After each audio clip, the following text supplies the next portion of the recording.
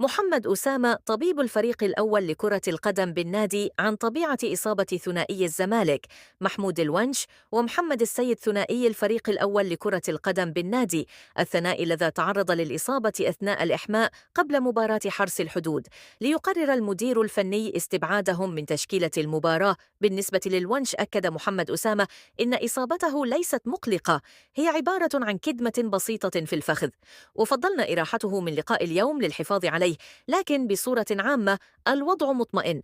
وعن محمد السيد أكد أن اللاعب اشتكي من آلام في الرباط الداخلي، وقررنا خروجه من قائمة المباراة حفاظا عليه منعا لتفاقم الإصابة.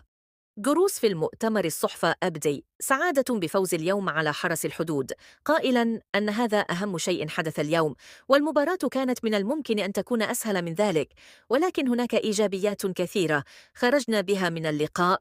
وواصل في آخر 10 دقائق في المباراة حدث نوع من التوتر لن أتحدث عنه الآن، وهترك الإعلام هو من يتحدث ونري ماذا يقول.